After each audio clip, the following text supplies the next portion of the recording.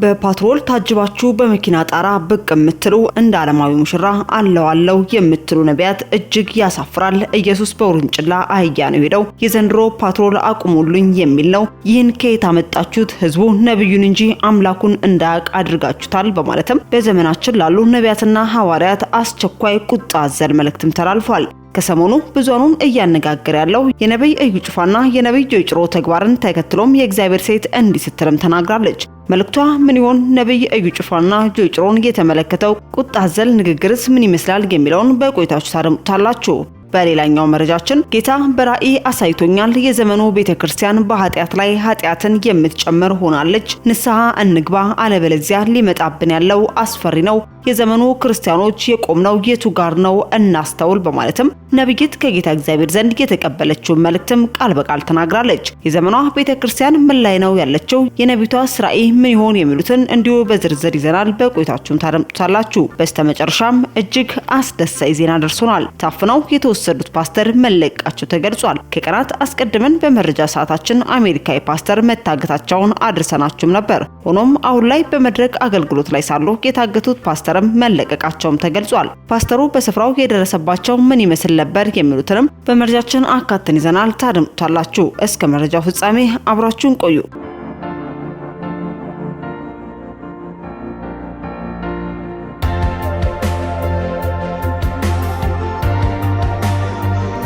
አስቀድመን ወደ ያዝረላችሁ መረጃችን ስናልፍ እጅግ አስደሳች ዜና፣ ታግተው የተወሰዱት ፓስተር መለቀቃቸው ተሰምቷል። ከቀናት አስቀድመን በመረጃ ሰዓታችን አሜሪካዊ ፓስተር መታገታቸውን አድርሰናችሁም ነበር። ሆኖም አሁን ላይ በመድረክ አገልግሎት ላይ ሳሉ የታገቱት ፓስተርም መለቀቃቸውም ተገልጿል። በደቡብ አፍሪካ ውስጥ ስብከት ላይ እያሉ በታጣቂዎች ታፍነው የተወሰዱት አሜሪካዊ ፓስተር በደቡብ አፍሪካ ፖሊስ ድጋፍ መለቀቃቸው የዜና ወኪሎችም ገልጸዋል። ባሳለፍነው ሐሙስ በደቡብ አፍሪካ ፌሎሺፕ ባፕቲስት ቸርችም ኢን ማዘርዌል ቤተክርስቲያን ውስጥ እየሰበኩ የነበሩ ጆይስ ሱሊቫን የተባሉ አሜሪካዊ ፓስተር አራት የታጠቁና ጭንብል ያጠለቁ ወንዶች ናቸው ፓስተሩን አፍነው የሚወሰዷቸው ሲሉ የፖሊስ ቃል አቀባይ ካፕቴን አንድሬ ቤቴጅ ለዜና ወኪሎች መግለጻቸውም ይታወሳል። ታዲያ በዚህ ሁኔታም የዜና ወኪል እንዳስነበበውም ከሰዓት በፊት ይዞት ባወጣው ዘገባም የደቡብ አፍሪካ የምስራቅ ኬፕ ግዛን ባለስልጣን ማክሰኞ ዕለትም በተከፈተው የትኩስ እሩምታ ታፍኖ የነበረው አሜሪካዊ ፓስተር ማዳን መቻላቸውን ገልጸዋል። የ34 ዓመቱ ፓስተርም ወደ ደቡብ አፍሪካ ከቤተሰባቸው ጋር ያቀኑትም በፈረንጆች 2018 ሲሆን ዓላማቸውም በጁሻ ቋንቋ አገልግሎት የሚሰጥ ቤተክርስቲያን መመስረት እንደነበር ዘገባው አክሏል። በአጠቃላይም ታፍነው የተወሰዱት የነበሩት አሜሪካዊ ፓስተርም በዛሬው ዕለት ከታገቱበት መለቀቃቸውም ተገልጿል። አስከትለን ወደ ያዝነላችሁ መረጃችን ስናልፍ ጌታ በራእይ አሳይቶኛል፣ የዘመኑ ቤተክርስቲያን በኃጢአት ላይ ኃጢአትን የምትጨምር ሆናለች፣ ንስሐ እንግባ አለበለዚያ ሊመጣብን ያለው አስፈሪ ነው፣ የዘመኑ ክርስቲያኖች የቆምነው የቱ ጋር ነው እናስተውል በማለት ነብይት ከጌታ እግዚአብሔር ዘንድ የተቀበለችው መልእክት እየተናገረ ሲሆን ጌታም በራእይ አንድ ነገር አሳየኝ፣ የጌታ መንፈስም እንዲህ አለኝ በማለትም ማሚዳን የተባሉ እናትም ከአሜሪካ አድርሱልኝ ሲሉ መልእክታቸውን እንዲህ ባለ መልኩ አድርሰውናል። ወገኖች ሆይ ከዓመታት በፊት ነው ጌታ በራእይ አንድ ነገር አሳየኝ። በጣም ሰፊ በሆነ ምድረ በዳ ላይ ብቻዋን ተቀምጣ ፊቷን ወደ ሰሜን በማድረግ ሰውነቷን የምትታጠብ ሴት በርቀት ሆኜ በመገረም ተመለከትኩ። ይህችም ሴት ደፋር፣ ለምንም የማትጨነቅና ፍቃዷን ብቻ የምትፈጽም ሴት እንደሆነችም አስተዋልኩኝ። እርሷም አንድ ትንሽ ልጅም አላት። ወደ እርሷም ሲሮጥ እያለ አንድ የሚያምር የጂንስ ጃኬትና ሱሪ የለበሰ ቀይ ሰው የምታደርገውን ነገር ሁሉ ስላልወደደላት ስለተጠየፈ ሕፃኑ እንዳይነካ ሲል በፍጥነት ይደርስና በትከሻው ላይ ተሸክሞትም ሄደ። የልጇ አባት ባሏ እንደሆነም ገባኝ። እርሱም ደግና ሩሩ ሰው ስለሆነ በተደጋጋሚ ዞር እያለ ባዘኔታ በርህራሄ አይኖቹም ቢመለከታትም እርሷ ግን ከመታጠብ ውጪ በዙሪያዋ እንኳን ምን እንዳለ የማትመለከት በንቀት የተሞላች ሴት እንደሆነችም አስተዋልኩኝ። የጌታ መንፈስም እንዲህም አለኝ፣ ይህች ሴት ኃጢአትን በኃጢአት ላይ እየጨመረች ያለች የዚህ ዘመን ቤተክርስቲያን ናት። ይህ ማለትም እኛን የዘመኑ ክርስቲያኖችን ነው። ሕፃኑም ልጅ ለቤተክርስቲያን የተሰጠ ራእይ ነው። ባሏ የቤተክርስቲያን ራስ የሆነውን የራእዩን ባለቤት የናዝሬቱን ጌታ ኢየሱስ ክርስቶስ ነው አለኝ። የጌታ ስም የተመሰገነ ይሁን። ወገኖቼ እኔና እናንተ በንስሐ ወደ ጌታ እንመለስ፣ ወደ ቃሉ እንመለስ። የተሰጠንን የወንጌል አገልግሎት በታማኝነት እንወጣ። ጌታም ሊመጣ ነው። ማዘር ነኝ እውነተኛ የጌታ መልእክተኛ፣ ለብዙዎች አድርሶልኝ በማለትም መጽሐፍ ቅዱሳችን ሕዝቅኤል ምዕራፍ 3 ከቁጥር 4 እስከ 10 ያለውን ቃል በማጋራትም መልእክታቸውን እንዲህ ሲሉ ማድረሳቸውን ተመልክተን እኛም ወደ እናንተ ልናደርሳችሁ ወደድን። በስተመጨረሻ ወደ ያዝንላችሁ መረጃችን ስናልፍ ከሰሞኑ እጅግ መነጋገሪያነትን የፈጠረና የወንጌል አማኙን በአደባባይ አንገት ያስደፋው ተግባር ዛሬም መነጋገሪያነቱ እንደቀጠለ ነው። የእውነተኛ ክርስትና እምነት መሰረት መጽሐፍ ቅዱስ ነው። ይህም እምነት ቤተክርስቲያን ከጥንት ጀምሮ ስትከተለው የኖረችው ጤናማ ትምህርትም ነው። እስትንፋስ እግዚአብሔር እጸጽ አልባ የሆነው ይህ መጽሐፍም ፍጹም መገለጥን የሚሰጥ የእግዚአብሔር ቃል ነው። እውነት የሆነውን የእውነት መለኪያ የሆነውን የቆመው የእግዚአብሔር መገለጥም ነው። የሚናገረው ትምህርትም ለሌሎች ትምህርት መመዘኛ ሆኖም እናገኘዋለን። ነገር ግን ይህን የመመዘኛ ምስጢር የሆነውን የመጽሐፍ ቅዱስ እውነትን ወደ ጎን ጥለው የራሳቸውን እውቅናና አፍቅሮተ ንዋይን የሚያሳድዱ ነቢያቶች ወይንም ራሳቸውን ነቢይ፣ ሐዋርያ እያሉ የሚጠሩ ግለሰቦች የወንጌል አማኙን አንገት እያስደፉም ይገኛሉ። ይህን ተከትሎም በተደጋጋሚ ጊዜ የራሷን መልእክት እንደ እግዚአብሔር ቃል ስትናገር የምናደምጣት፣ ማህበራዊ ሚዲያ ላይ ወንጌልን በትጋት ስታገለግልም የምንመለከታት የእግዚአብሔር ሴት እጸገነት በነብይ እዩ ጩፋ እንዲሁም በነብይ ጆይ ጭሮ የተፈጠሩትን የመጽሐፍ ቅዱሳዊ ተግባሮችን በመቃወምም መልእክቷንም አጋርታለች። በመልእክቷም ንጉሱ ኢየሱስ በአህያ ይሄዳል፣ ባሪያው እዩ ጩፋ በቪኤት ነው የሚሄደው። በፓትሮል ታጅባችሁ በመኪና ጣራ ብቅ የምትሉ እንደ ዓለማዊ ሙሽራ አለዋለው የምትሉ ተጠንቀቁ። ህዝቡ ከአምላኩ በላይ ነብዩን እያመለከ ነው የሚገኘው። ቅዱሳኑ እኛን አትመልከቱ፣ እግዚአብሔርን ተመልክታችሁ ተጓዙ በማለትም ለነቢያት የሚሆን ቁጣን የቀላቀለ መልእክቷንም አስተላልፋለች። መልእክቷንም ከእግዚአብሔር ሴት እጸገነት አንደበት አድምጠን እንመለስ። ሰላም ሰላም ወገኖቼ፣ እንዴት ናችሁ? ኢትዮጵያውያን፣ ኤርትራውያን፣ ለታችሁ ጸገነት ነኝ። መልእክቱ እንግዲህ ለብዙዎች እንዲደርስ ሁሌ እንደምታረጉት ሰብስክራይብ እና ሼር እንድታረጉ በእግዚአብሔር ፍቅር ጠይቃቸዋለሁ። እንዴት ናችሁ? እንዴት ከረማችሁ? ዛሬ በርግጥ በዚህ በሕማማት ሳምንት ጌታ ኢየሱስ ክርስቶስ ያሳለፈውን አንዳንድ ነገሮች ማንሳት ፈልጌ ነው። አሁን እኛ ካለንበት ዘመን አንጻርና ከምናየው ከምንሰማው አንጻር ይሄ ወቅት ምንድነው ምን መረዳት ያለብን ምንድነው? እንዴትስ ነው ማሳለፍ ያለብን ይህን ሳምንት?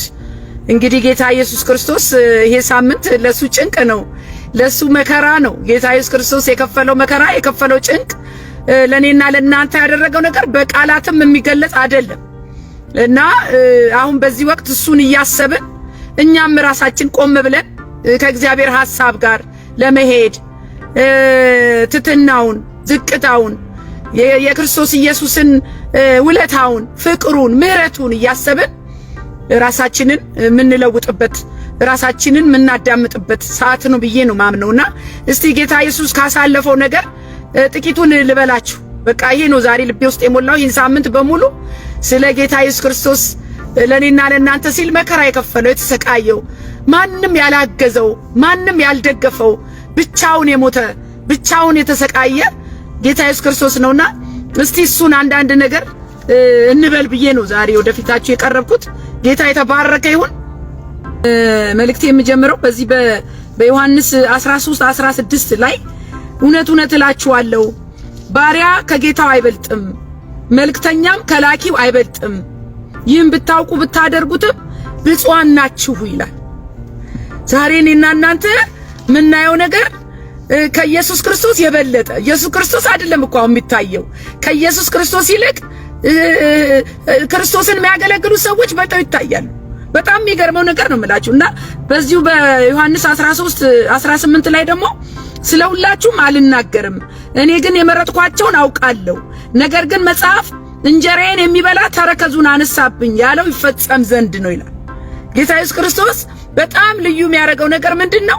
አንደኛ ለጠላቶቹ መሞቱ፣ ሁለተኛ ሞቱን እያወቀ መሞቱ። ሞቱን እያወቀ ነው የሞተው።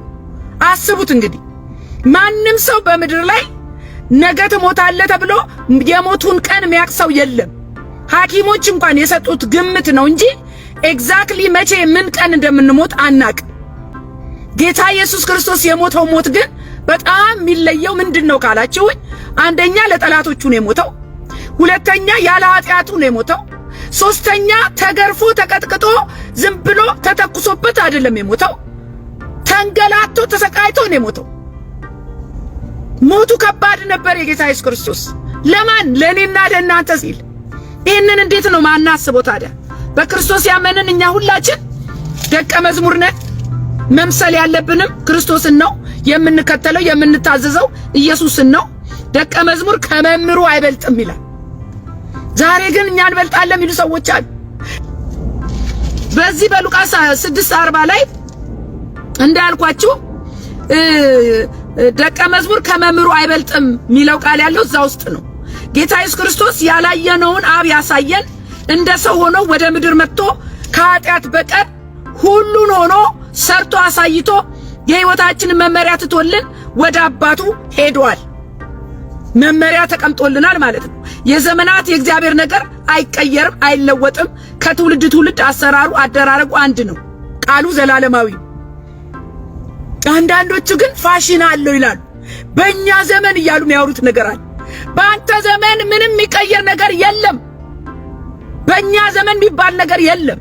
እሱ ለሱሪ፣ ለጫማ፣ ለአፍሮ ነው፣ ለፀጉር ስታይል ነው እንጂ የእግዚአብሔር ቃል አምልኮ አይቀየርም፣ ስብከቱ አይቀየርም፣ እንዴት እንደ መረዳቱ ቃሉ አይቀየርም፣ መንፈስ አይቀየርም። የእግዚአብሔር ነገር ፋሽን የለውም። አሁን የኛ ዘመን ዳንስ ነውና ልንደንስበት አይባልም። እንደዚህ እንደ ዘመኑ ልጅ ከሆነማ በቃ ተበላሸን እኮ። እንደ ዘመን የለውም የኔ ጌታ፣ አይቀየርም፣ አይለወጥም። ክርስቶስን የሚመስል ማለት እንጂ ካስተማረንና ከተጻፈልን ውጪ የሚሰብክ የሚተነብይ የሚያመልክ እንደ ዓለም የሚለዋወጥ አይደለም። እኛ ከዓለም አይደለንም። ዓለምን ልንመስል አልተጠራን። የዘንድሮ ቤተክርስቲያን የምትመስለው ዓለምን ነው።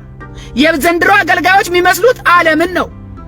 አካሄዳቸው፣ አረማመዳቸው ሴሌብሪቲ አይመስሉም።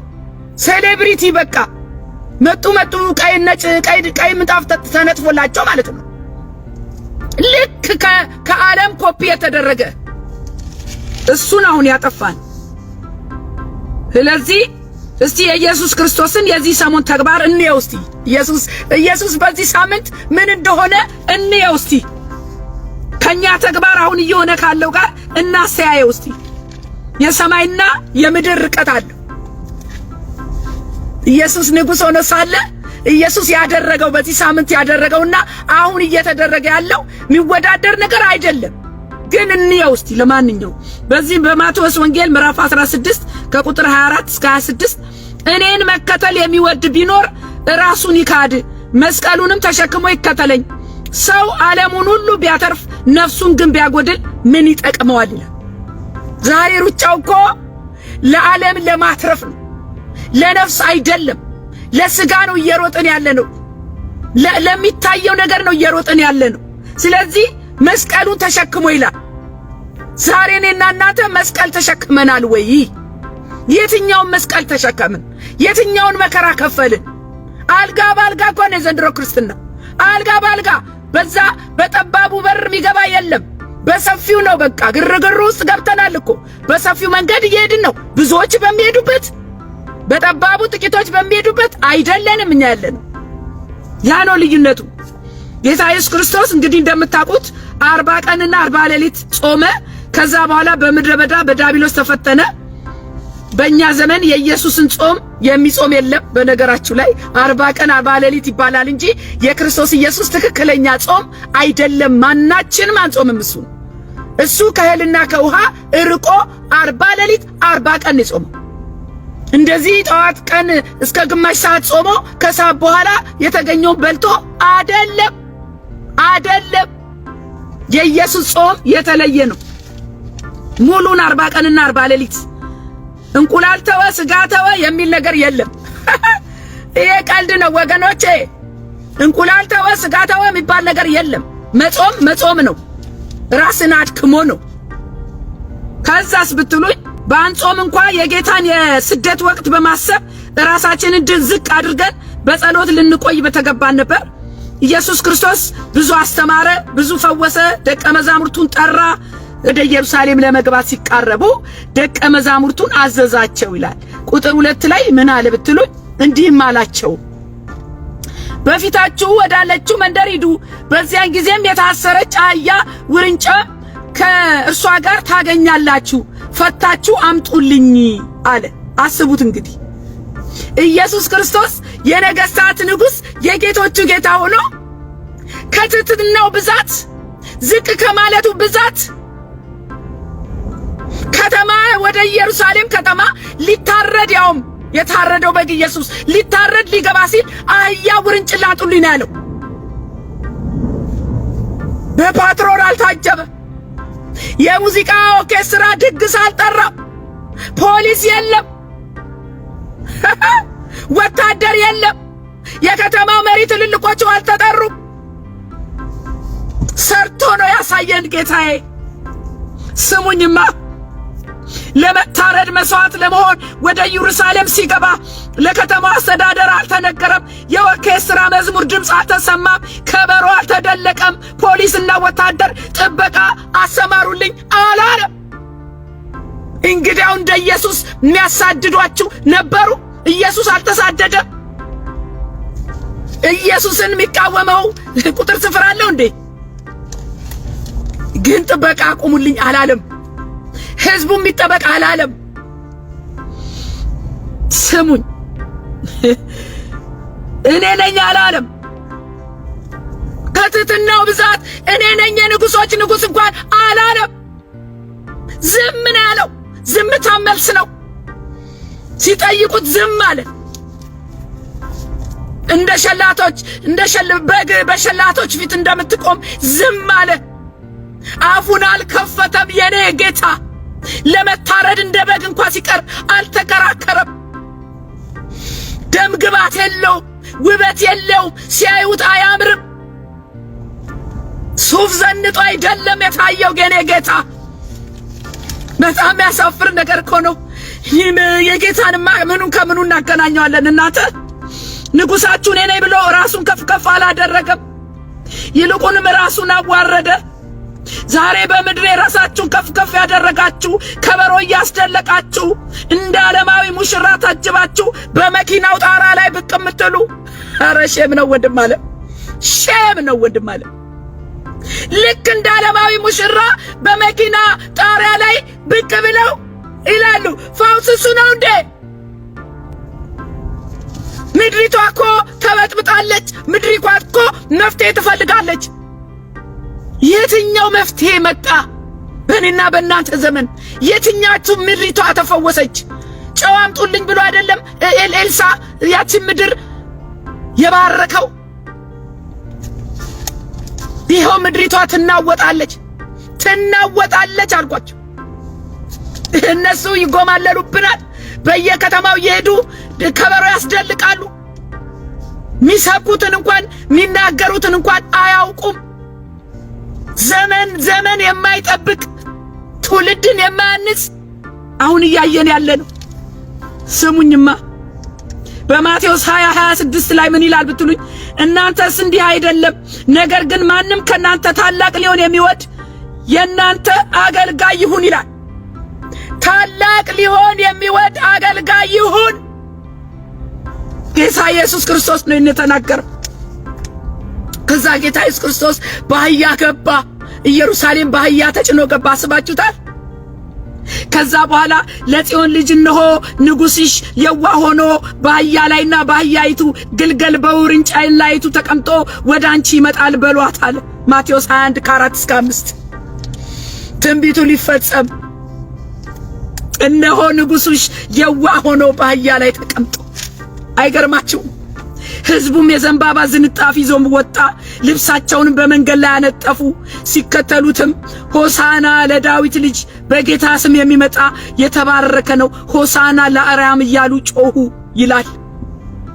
እኔ የምለው እናንተ በሰልፍ ታጅባችሁ የምትሄዱት አሁንማ በቃ ስም መጥራት ራሱ ይከብዳል። ያለበት ግን የንብስማ ለብዙ ስለሆኑ ማለት ነው። እናንተ ያሳጀባችሁ በየከተማው ከበሮ ያስደለቃችሁ ትውልዱን የመስማት የሌለበትን ከክርስቶስ ያራቃችሁ እናንተ ስሙኝ። የክርስቶስ ኢየሱስ አካሄድ ይሄ ነው። ያ ሁሉ ወጣት የተሰበሰበው አድጌ እንደ ነብዩ ሆኜ ነው። አድጌ እንደ ነብዩ ሱፍ ለብሼ ነው እንጂ ክርስቶስን አሁን ስለ ክርስቶስ ፍቅር እንዲይዘው ስለ ክርስቶስ አይሰበክም። ከነብዩ ጋር ፍቅር እንዲይዘው ነው የሚሰበከው። ነብዩ እንደ መልአክ እንዲታይ ነው የሚሰበከው። ክርስቶስን አይደለም ያ ህዝብ እያየ ያለው ወገኖቼ። እዚህ ላይ ነው በጣም ትውልድ እየጠፋ ያለው። በጣም የሚያሳዝን ነገር ኢየሱስን የምትወክል ደግሞ የሚመጣውን ንጉስ አያውቅም እኮ። የሞተለትን ኢየሱስን አያውቅም የትውልድ። የሚመጣው ማን ነው ንጉስ ቢሉ ነብዩን ይጠራሉ ስሙኝ ምን ሃሎ እኔና እናንተ ጌታ ኢየሱስ ይመጣል ብለን ማራናታ ብለን መጠበቅ ሲገባን፣ ዛሬ ግን በየከተማው ምንድነው ቢባሉ ነብዩ ይመጣል ይባልና ድግስ ይደገሳል፣ ወታደር ይዘጋጃል። ይሄ ነው የተያዘው። ደግሞ ብሶብናል። ቀጥሏል እኮ የቆመ መሰላችሁ? ሌሎቹም ይሄንን እያዩ ማን ተፈርቶ ዘንድሮ ማን ተፈርቶ? አሁን ግን ጌታ ኢየሱስ ይመጣል።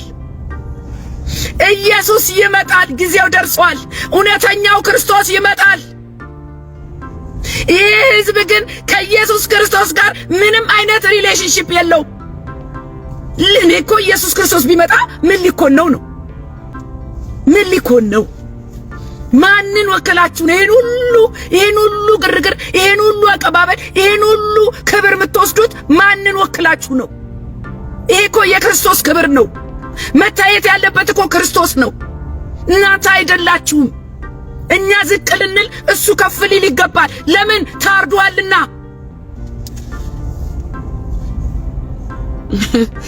ይህ ህዝብ እኮ የሚመጣውን ንጉስ ስለማያውቅ የማነ ሲሉት የሚጠራው የፓስተሩንና የነብዩን ስም ነው። አይገርማችሁ?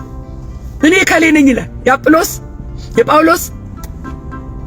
ስለዚህ በስም ሐሰተኞች ይመጣሉ ያለው ትንቢት ተፈጸመ ማለት ነው። ቃሉ ተፈጸመ ነው ብዬ ነው የማስበው።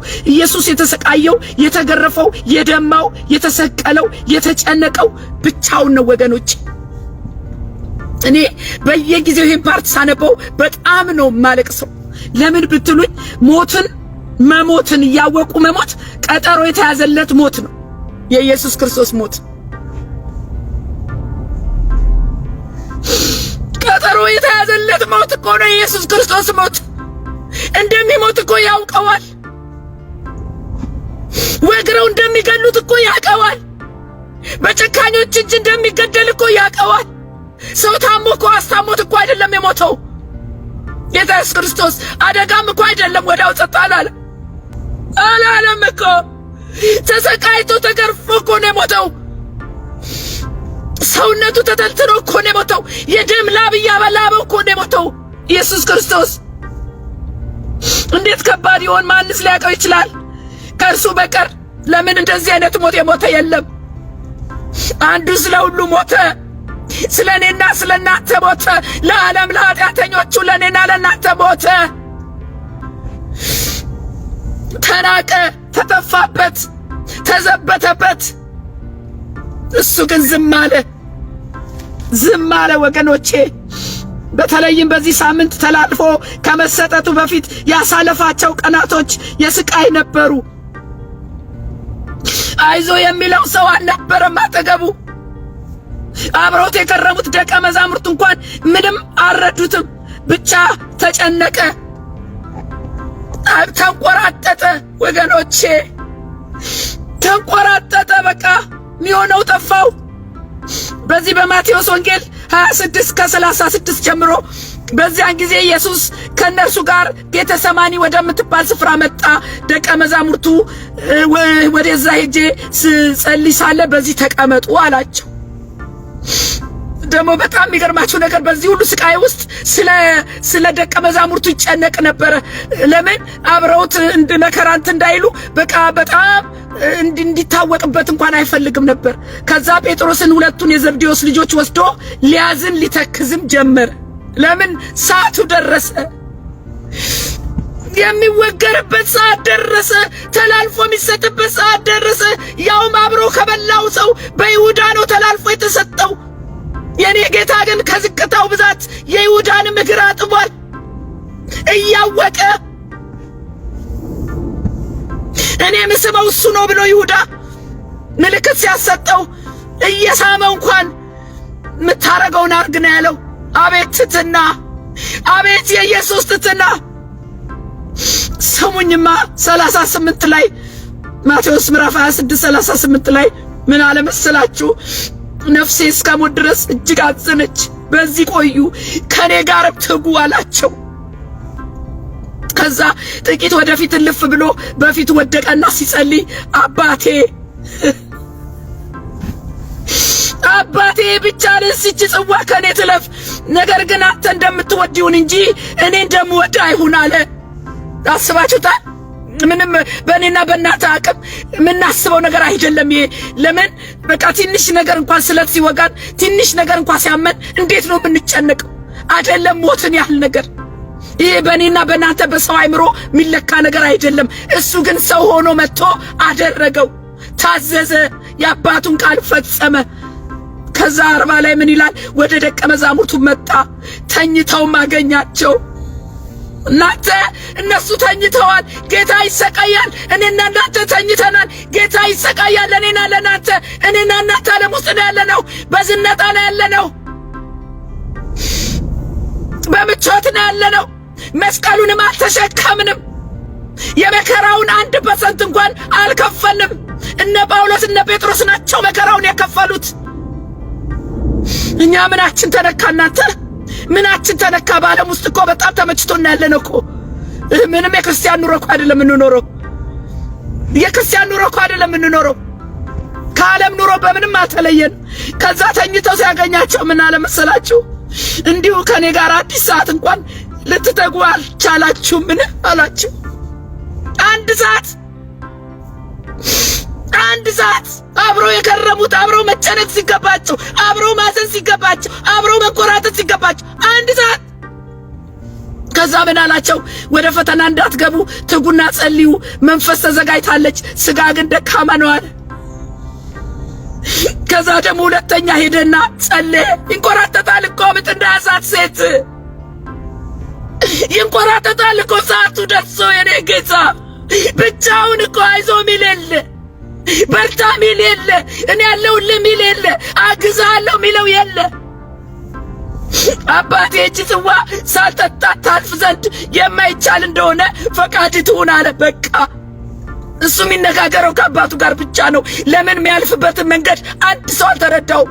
ሊሆን ያለውን የሚያግዘው አንድ ሰው አጠገቡ የለም። ጌታ ኢየሱስ ክርስቶስ ብቻውን የሞተው፣ ብቻውን የተሰቀለው፣ የሱን ክብር፣ የሱን መስዋዕትነት፣ የሱን የታረደበትን ለማንም ክብሩን አሰጥም ጌታዬ። ከዛ በኋላ ደግሞ እንደገና መጥቶ አያቸው። አይኖቻቸው በእንቅልፍ ከብደው ነበርና ተኝተው አገኛቸው ይላል 3 ጊዜ። እንዴት አይነት ነገር ነው እናንተ! 3 ጊዜ ተመላለሰ።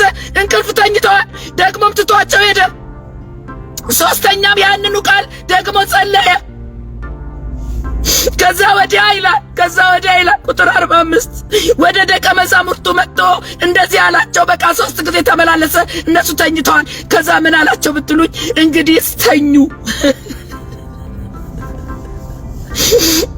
ተኙ ረፉም፣ እነሆ ሰዓቲቱ ቀርባለች፣ የሰው ልጅም በኃጢአተኞች እጅ አልፎ ይሰጣል አላቸው።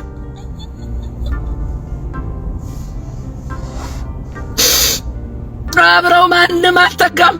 በቃ ተኙ አለ። እነሱን አስተኝቶ እሱ ወደ ሞት፣ እነሱን ተኙ ረፉ ብሎ እሱ ወደ መታረድ፣ እነሱን ወደ ክብር አስቀምጦ እሱ ወደ ውርደት። የውርደት ሞት እኮ ነው የሞተው ኢየሱስ ክርስቶስ። አዋርደውት ነው የሞተው። ቀልደውበት ነው የሞተው። አሰቃይተውት ነው የሞተው። ለእኔና ለእናንተ ነው የሞተው። ከዛ በቁጥር 46 ላይ ተነሱ እንሂድ፣ እነሆ አሳልፎ የሚሰጠኝ ቀርቧል አለ። ወገኖቼ ይህንን ውለታውን በምንድን ነው የምንከፍለው? ይህንን ጌታ እንዴት ነው የምናከብረው? እንዴት ነው የምንገዛለት? እንዴት ነው የምንከተለው? እንዴት ነው? ከዚህ በላይ ምን አለ? ተጨነቀ። በቃ ተኙ አለና ሄደ። ጊዜው ደረሰ። ተላልፎ ተሰጠ። መስቀሉን ብቻውን ተሸከመ። የሚያረጉትን ሁሉ አረጉት፣ ጨከኑበት። እኔ የምለው እናንተ ደቀ መዛሙርቱ ወንዶች ናቸው። መምህር ሲሉ የነበሩ ናቸው። አብረው በልተዋል። ሲፈውሳቸው ሲፈውሱ ሁሉን ነገር አይተዋል። አንድ ሰው ኧረ ተውት አይልም። አንድ ሰው የሆነ ነገር አይከራከርም። እባካችሁ ተውት አይልም። ቆጣ አይልም አይልም ወይ አይከራከርለትም ወይ ነው እኔ ያልገባኝ ነገር። ደቀ መዛሙርቱ ጭራሽ ሸሽተው ተደብቀዋል በየጥቃጥቁ። ጌታዬ ብቻውን ነው የሞተው። ያለ ረዳት ነው የሞተው። አጠገቡ ማንም አልነበረም። ይሄ ነው እኔ የሚያስለቅሰኝ። እንደዚህ የሆነልንን ጌታ እኔና እናንተን እሱ ተዋርዶ ያከበረን ጌታ፣ እሱ ሞቶ ለኔና ላንተ ሕይወት የሰጠን ጌታ፣ ከጨለማ አውጥቶ ወደ ብርሃን ያመጣን ጌታ እንዴት ነው ማንወደው? እንዴት ነው ማንታዘዘው? እንዴት ነው ማንከተለው? ሌላ ምን አለን ወገኖቼ? ለሕይወታችን እኮ ጣዕም የሰጠው ኢየሱስ ነው። ሕይወታችን ዋዳይል እኮ ጣዕም የሰጠው ኢየሱስ ነው። የመኖራችን ትርጉም እኮ ኢየሱስ ነው። የኔ ጌታ ለአባቱ ታዘዘ እስከ መጨረሻው። እዛ እንኳን ከተሰቀለ በኋላ ራሱ አስቡት እንግዲህ አሰቃቀሉን ምኑን አስቡት። በእኔና በእናንተ አእምሮ የሚገለጽ አይደለም። ከዛ በኋላ ደግሞ ቆምጣጤ እያመጡ ደግሞ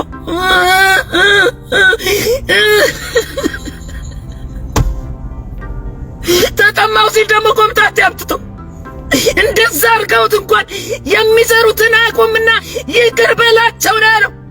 ዛሬ በሳር በቅጠሉ ወንድምና ወንድም እየተበላላ እኔና እናንተ ልንተላለቅ ነው የኢትዮጵያ ሕዝብ። አሁን ደግሞ ፋሲካ እንደሚያከብር ሰው እንደ ጾመ ሰው ወንድሙን እንደሚወድ ሰው አሁን ደግሞ አስራሽ ምንጭ ይቀጥላል።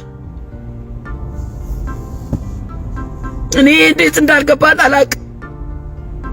ኧረ ክርስቶስ ፍቅር ይለያል እናንተ።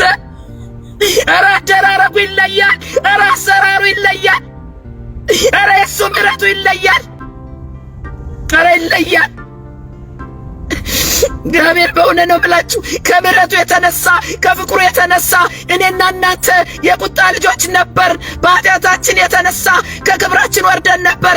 ዛሬ በክርስቶስ ኢየሱስ የተነሳ ቤዛ ሆኖልን፣ መስዋዕት ሆኖልን፣ መድኃኒት ሆኖልን፣ ታርዶልን እኔና እናንተ የልጅነት ስልጣን አገኘን፣ ተከበርን፣ ሰው ሆንን፣ ታሪካችን ተቀየረ፣ ስማችን ተቀየረ።